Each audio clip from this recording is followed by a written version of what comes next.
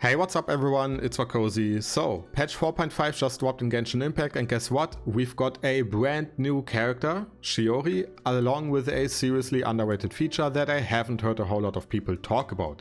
And the feature that I'm talking about is obviously the training guide system. It is a game changer when it comes to leveling up your account, whether you're a newbie, a casual player or even a seasoned veteran. Now let me throw this out there. Do you find yourself constantly looking through YouTube for advice on artifacts, weapons, character builds and so on? Well, whether your answer is yes or no, this system is tailor-made for you. It is your, I guess you could call it, one-stop shop for talents, weapons, artifacts and even more. So let us dive into the training guide system and see if it lives up to the hype or if it's just a bunch of fluff. Alright, so first of all, how do you open up your training guide? Very simple, after opening up your in-game menu, you will have the training guide right over here. Once you open it up, you will see your world level on the left side, and if you're not fully leveled yet, the game will basically tell you what to do. On the right side you have your current party, minus Novelette, Furina, Kazuha and Lila, and if we take a look at my Lila, the training guide will basically tell me what I can still work on when it comes to my character. Right, so in this case, weapons as well as talents.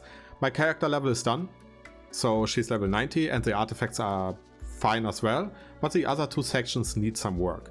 If we take a look at the character talents for example, then you can see what materials I need and what order I should level my abilities in. Now the question is that order actually correct? Because the training guide will not just tell you the order of your talents, but also what artifacts and weapons you should use. And obviously I did some research when it comes to that, and in 90% of the cases it is correct. Let me show you a few examples so that you can see for yourself, and later on we will talk about one example on my own account where it is actually incorrect.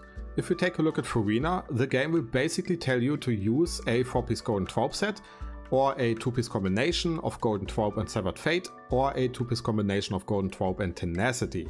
In that order, by the way. This is, in my opinion, absolutely correct, and I think most people would agree to that. If we take a look at her weapons, we can see that the recommendations are Splendor, followed by the Fishing Sword and Festering Desire, which is also correct.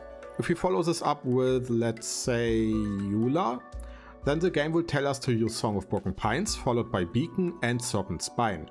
This is once again a good recommendation, but obviously those are pay to win weapons in a way, but if we take a look at Lila again, then we will see that all the weapons here are free to play, so the game itself doesn't necessarily pay attention to whether a weapon is free to play or not, it just gives you the best options.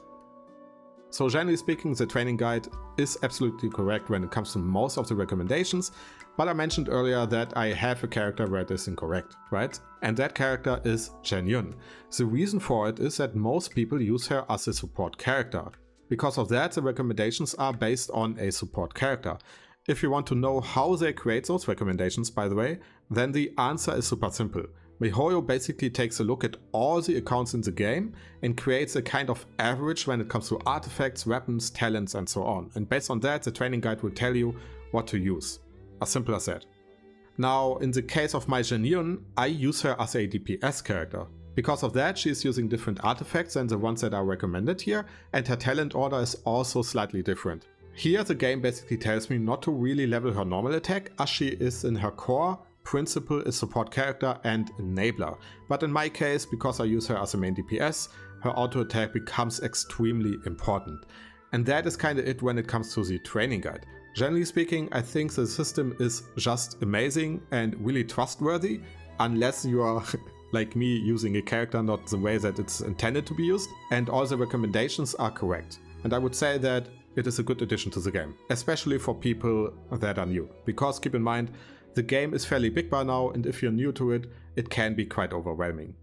Either way, let me know what you think when it comes to the training guide. Do you like it? Do you not like it? If not, tell me why.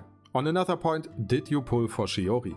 Are you happy with the character? If you did, I hope you got her. I for once, as a free-to-play, am going to skip her for Father, and as we are already talking about that, if you want to see guides and generally speaking content for Genshin out of the perspective of someone who is free-to-play, then hit the like and sub button. It is greatly appreciated. Other than that, have a great day or night wherever you live, and I will see you guys in the next video. Bye bye.